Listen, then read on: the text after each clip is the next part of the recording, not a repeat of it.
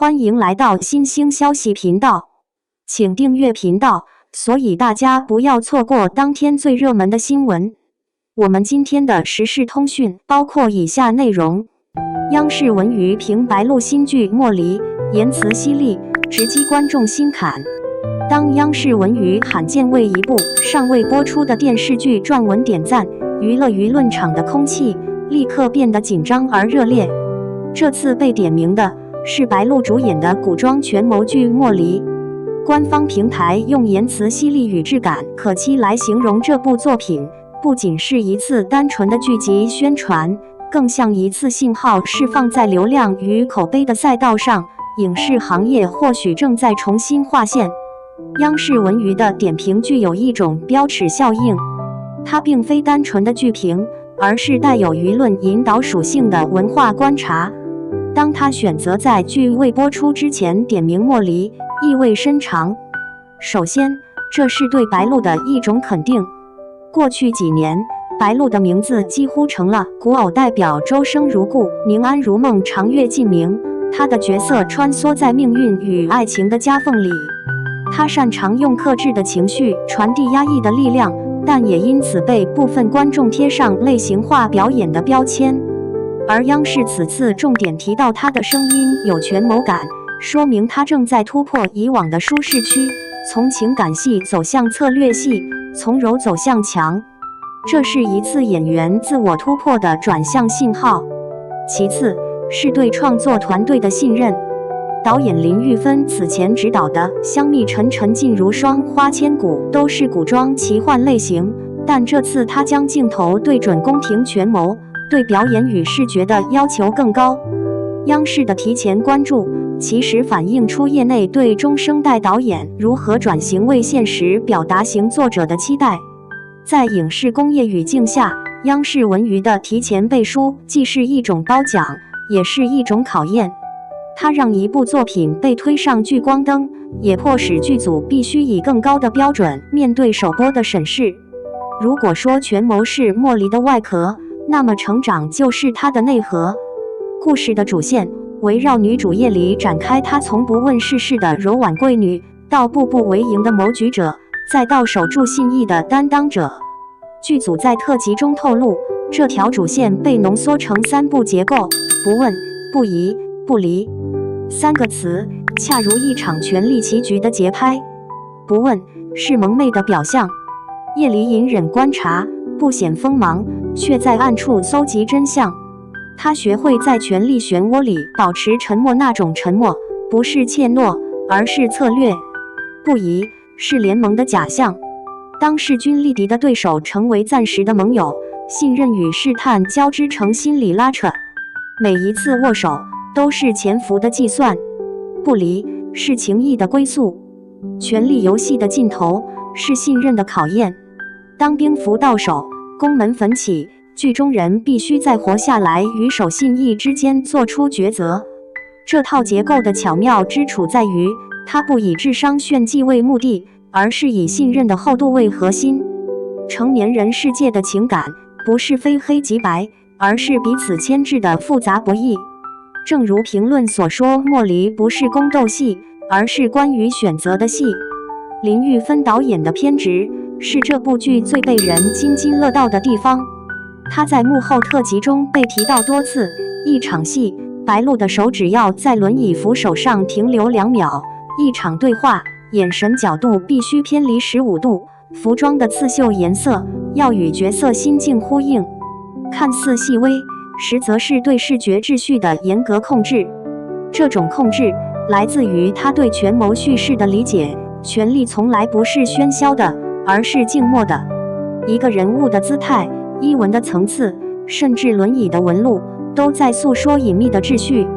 例如，剧组透露叶离的轮椅不是单纯的道具，他的扶手暗藏机关，轮纹可以传递暗号。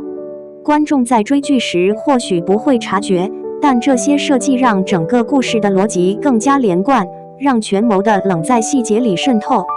影视创作的高级之处，不在于台词的密度，而在于无声之物的叙事力。莫离显然在尝试这种高级感。央视文娱的点评中还有一个亮点对白鹿与程雷表演的肯定。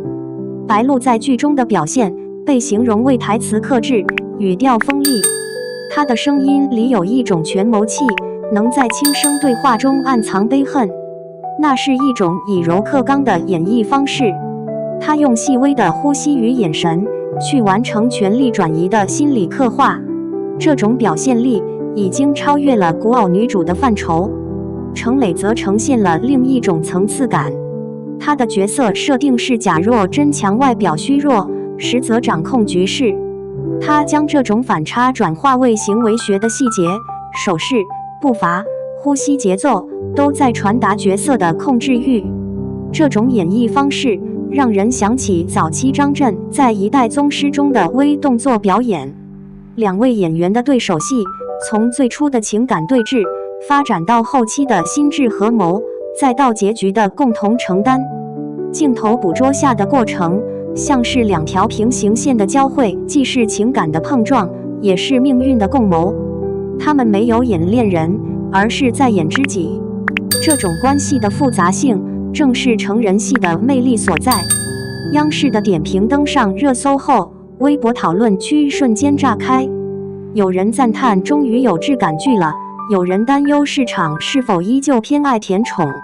这场围绕莫离的舆论摩擦，其实是当下影视市场的一面镜子。近几年，古装剧在资本与流量的双重裹挟下，陷入同质化困境，爱情主线过重，逻辑薄弱，滤镜失真，角色脸谱化，观众对古偶产生审美疲劳。而莫离的出现，恰好站在权谋与情感的交叉点上，试图用复杂叙事打破甜宠逻辑。这是一种风险，也是一种勇气，因为观众的审美正在分化，一部分人仍追求爽点与糖分，另一部分人渴望思考与质感。两种口味的拉扯，构成了舆论的真实生态。莫离能否在两者之间找到平衡，将决定他的口碑走向。放在更大的语境中，莫离并不仅仅是一部电视剧，而是行业一次回归内容的宣言。当流量不再万能，当热度被算法榨干，影视行业开始重新思考作品的价值究竟来自点击量，还是来自创作的诚意。莫离的制作团队显然在用实际行动回答这个问题，靠剧本，靠细节，靠表演去争取口碑。这种趋势与过去几年央视多次强调的影视创作要讲故事、立人物、重现实不谋而合。权谋剧不只是朝堂争斗，更是人心的镜像。它让观众看到权力的冷，也看到人性的暖。如果莫离能够延续特辑中所呈现的用心，在节奏、构图、情感上保持克制与精度，它或许会成为2025年古装剧的一次转折点，让质感重回主流，让故事回到中心。结语：当官方为作品背书，我们是否该重新定义信任？文章的开头提出一个问题：当央视为一部剧背书，观众会跟进，还是保持观望？这个问题的背后，其实是当代影视信任体系的缩影。过去观众相信平台，相信明星，如今他们更相信口碑。每一次热播剧的诞生，不再靠单一话题驱动，而是靠内容质量积累。莫离此刻所面对的是双重考验，一是公众的期待，二是行业的验证。他既要兑现央视文娱点赞的承诺，也要经得起市场的冷评与热议。有人会在首播夜守着更新，有人会等口碑后再决定观看。这种分化的态度，正说明观众已经变得成熟，他们知道真正值得等待的剧，不靠爆点，而靠真诚。